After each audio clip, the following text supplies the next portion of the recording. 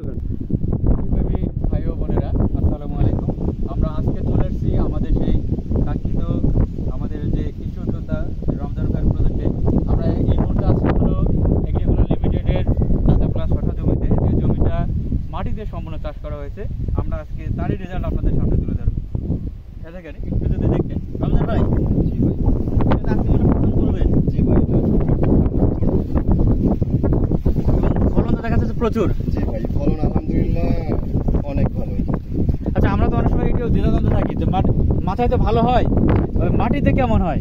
মাটিতে মানে কালার নষ্ট হয়ে যাবে কিনা, আপনার গাছ ভাইরাস হয়ে যাবে কিনা, এরকম কনফিউশন যারা থাকেন সেই সমস্ত কৃষক ভাইদের একটু দেখানোর চেষ্টা করতে। দেখেন মাচায় যেরকম কালার ছিল মাটিতে কিন্তু সেরকম কালারই আছে, অর্থাৎ মাচায় এবং মাটিতে শেপ সাইজ এবং কালারে কোনো সমস্যা হবে না।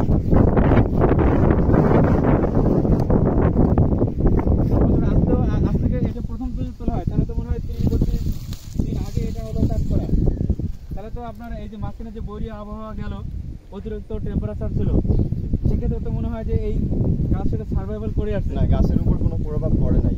এবং এটা তো কোনো ভাইরাস নাই। না না না, কোনো এই যে আপনারা দেখতে পাচ্ছেন এটা কোনো ভাইরাস নেই। এবং প্রতিটা গিটের ভিতরে কিন্তু জালি। দেখেন দেখতে পাচ্ছেন, মানে শশার সব জায়গায় প্রতিটা সেই যে শশার স্তূপ, এই যে শশার স্তূপ পড়ে আছে মাটিতে। এই যে আপনাদের এইখান দিয়ে যদি আমি একটু দেখি, এখানে একটু দেখানোর চেষ্টা করি আমরা। রমজান ভাই, আমরা এটা বলছিলাম প্রতিটা গাছে মানে আপনাদের আসলে আমি এইভাবে মানে সারা আমার এই প্রজেক্টটা ঘুরে দেখাইলে শেষ হবে না। এই যে দেখতে পাচ্ছেন আপনারা ভিডিওতেই কি অবস্থা, মানে শশার স্তূপ প্রতিটা গাছে। আমরা শুধু একটা না, আমাদের অন্য মানে একটা লাইনও আমরা দেখাতে চাই, যে পুরো বাগানটাকে আমরা আসলে ঘুরে দেখাতে চাই যে আসলে এক জায়গায় ভালো হয়েছে না পুরো বাগানটা ভালো হয়েছে।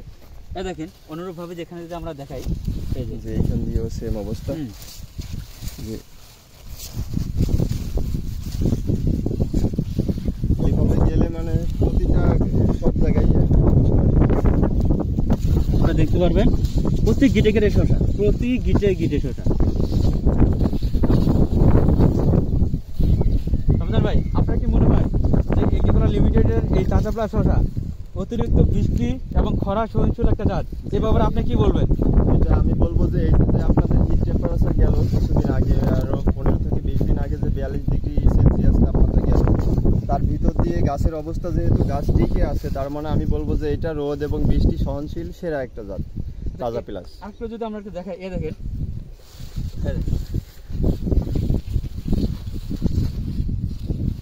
সর্বোপরি পুরো একটা গিটও কোথাও মিস নাই। এখানে যদি আপনাদের দেখাই কোথাও মানে সর্বোপরি পুরো বাগানটা ঘুরলে আপনি প্রতিটা জায়গায় দেখতে পারবেন, কোথাও বাদ নাই। পাতার ভিতরে ভিতরে সব জায়গায় আপনি হলে শশা দিতে পারবেন।